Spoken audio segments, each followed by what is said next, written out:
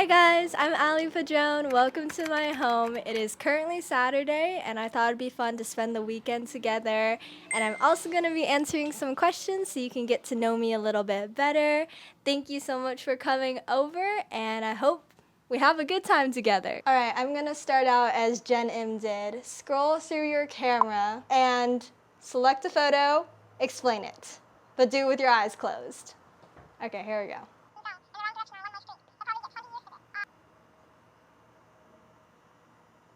What is this? Oh, shoot. Okay. Oh, this video is so cute. So on 4th of July, Tristan and I went to a pastor's house and it was like a group hangout. And then on the way back, we were driving home and it was kind of a long drive, but it was around 9 p.m. So the fireworks were going off.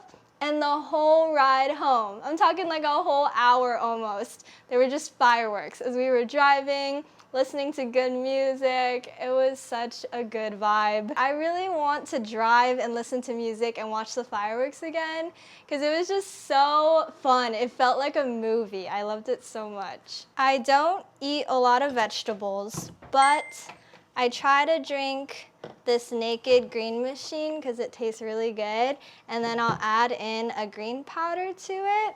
This is one that I got from Walmart.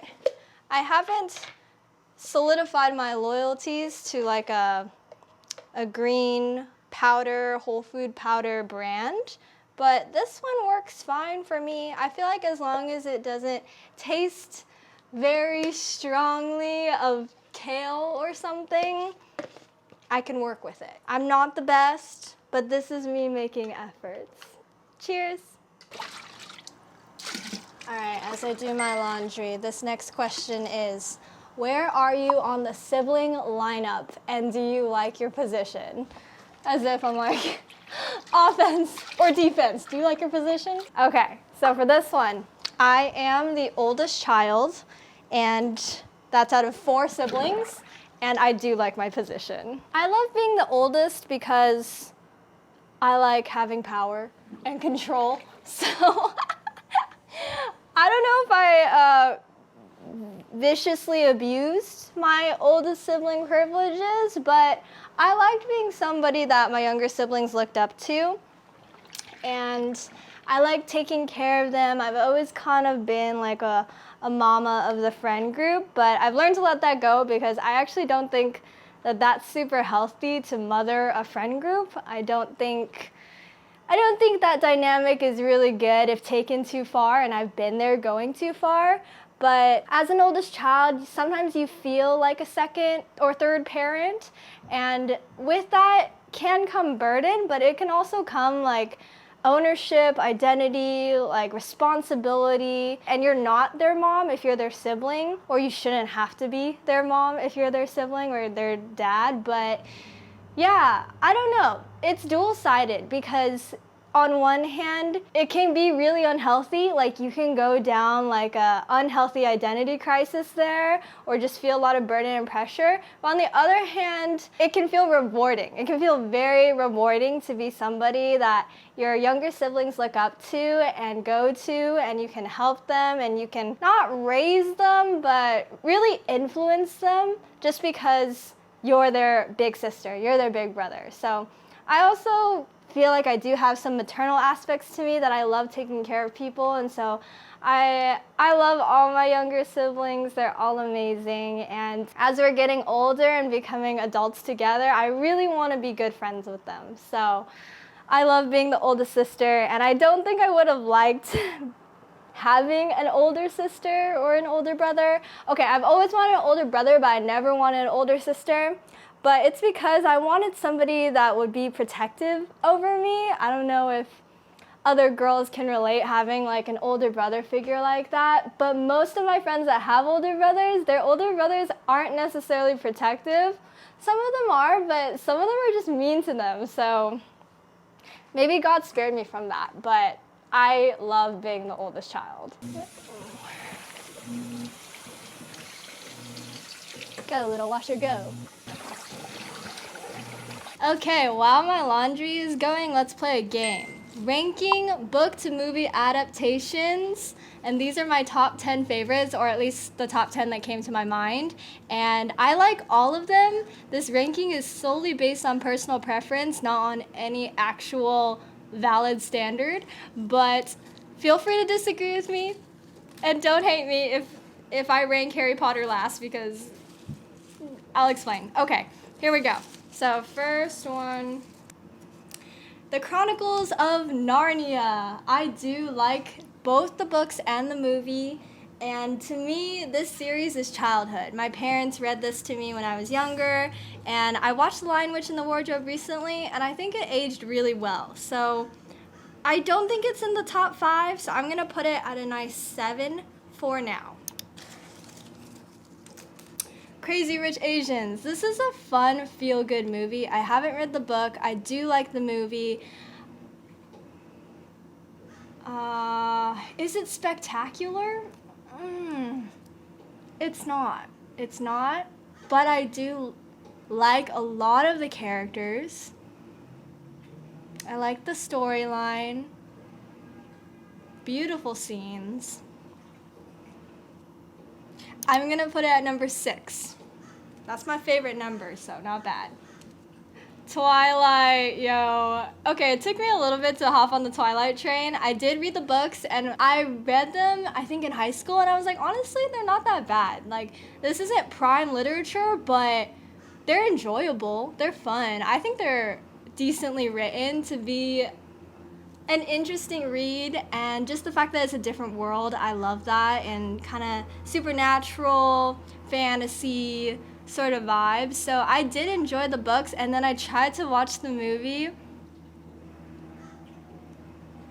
I couldn't. In high school, I just thought it was the cringiest, cheesiest thing, and all the staring, really, I couldn't get past it. So I watched 15 minutes of it and then couldn't. However, I have friends now that adore Twilight, and they just think it's the best, and not in a sense of like, oh, they think it's the best movie ever, like this is prime cinema, but it's just so iconic, and I have to agree with them. I've watched the whole series now multiple times, and it's iconic.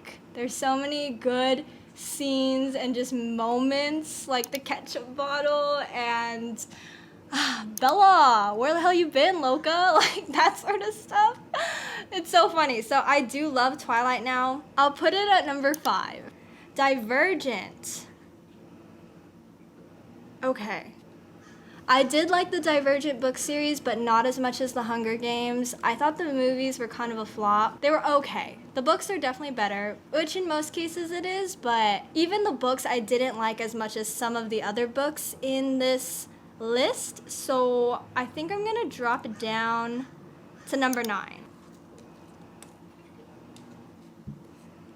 The Princess Bride! Yo, this is one of my favorite movies of all time. Very quotable, just such a fun story. This is also childhood to me, one of my favorite movies ever, I would say. It's so good. I think we'll put The Princess Bride at number 3. Harry Potter. Okay. Don't hate me, guys. Don't hate me. Harry Potter is not my jam.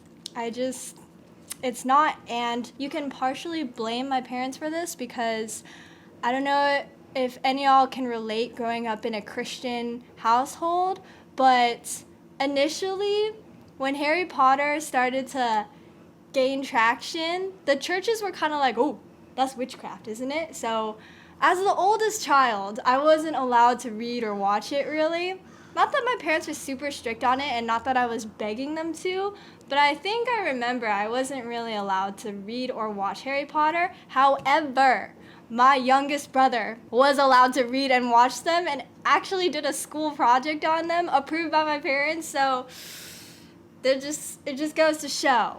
It really loosens up with the younger sibling. But I think because I didn't grow up with Harry Potter, I didn't read the books, I only watched the movies, and they were confusing to me, and I just couldn't follow along. I don't think I really liked any of the characters except for Professor...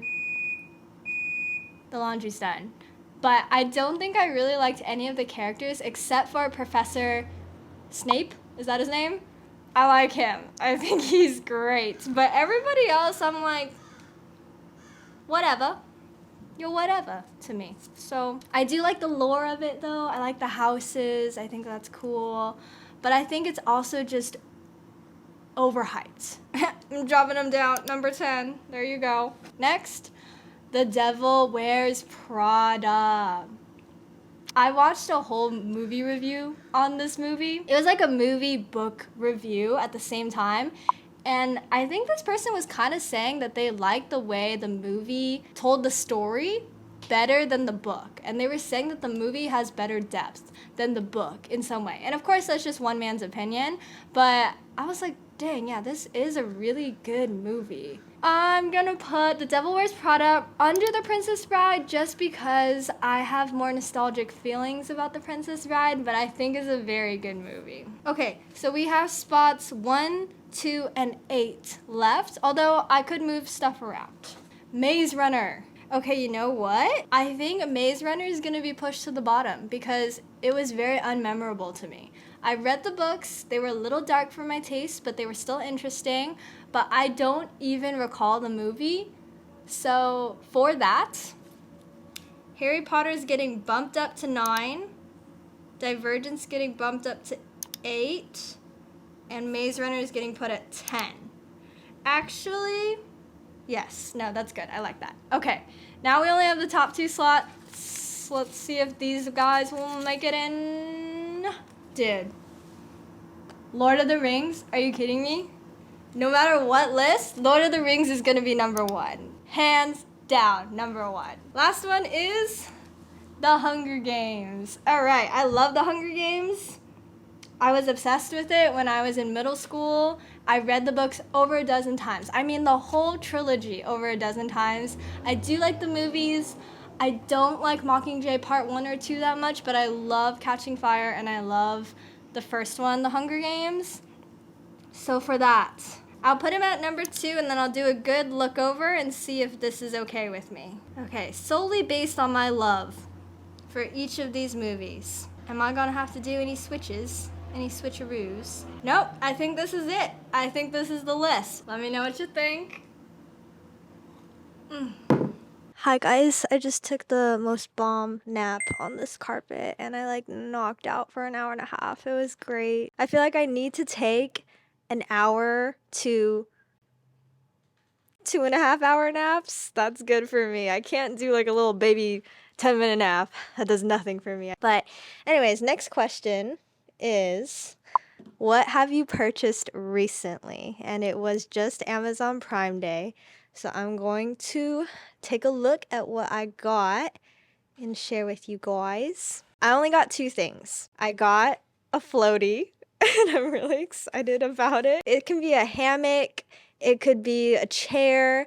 There's multi-functions for this and it's yellow and bright and I think the brightness is too much. Let me decrease that for you. Sorry. There it is. It looks like so much fun. I love the water. I love just floating like a little otter, and so I'm really excited to use it and to go to the pool. And then I also got a under the sink organizer, and I was inspired by my bestie Christina to get it. I love hers. I love the way it pulls out. So it was on sale and I was like, okay, it's been in my wish list for a while, so I'm gonna get it, but it looks like that. So in my next kitchen video, I will show you guys installing it, organizing it, and all that good stuff. But those are my 2 Amazon Prime purchases. I'm gonna ask and answer one more question while I'm down here because I'm comfortable.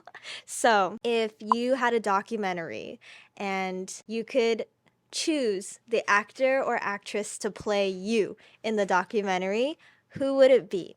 And I was talking with a couple of my friends about this, and I was like, the selection for Asian American actresses isn't that big. The pool isn't that big. But they were like, it doesn't have to be somebody that looks like you, like the same race. More of your personality, your vibe. You feel like they would portray you acting well.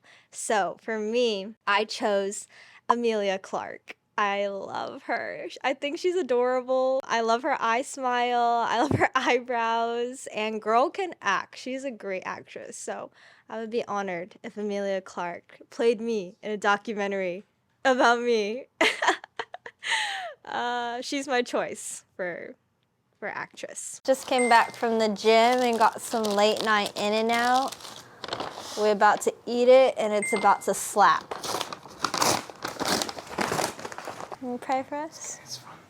It's fun. It's a good time. It's fine. You know, God, it's a strange world. Strange world. People set up cameras and they're just like, hey, camera up. Oh my gosh, my dog died. But, you know, it's okay. As long as it glorifies you, I just pray that it glorifies you, God. There's some wild stuff out here, man. Lord, you've been good to us. Thank you for providing for us. Thank you for this food. And thank you for conversations that I had with my wonderful wife. Thank you for bringing her into this world and bringing us together to be husband and wife, God. And let all of our decisions just glorify you and lead us to love you and trust you more, God. Bring us closer to the Father. Bring us closer to Jesus, God. And yeah, bless this time. Bless this video that Ali is going to make. And bless the people that are watching this. I guess I might as well include you guys too. I love you, God. All right.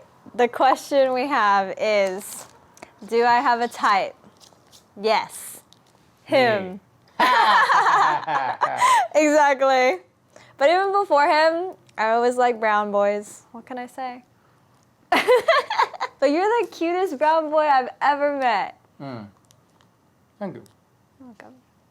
All right, You're the cutest Asian girl I've ever met. Oh, am I your type? You're my type. I am. Thank you. Yeah. That's good because you're stuck with me for life.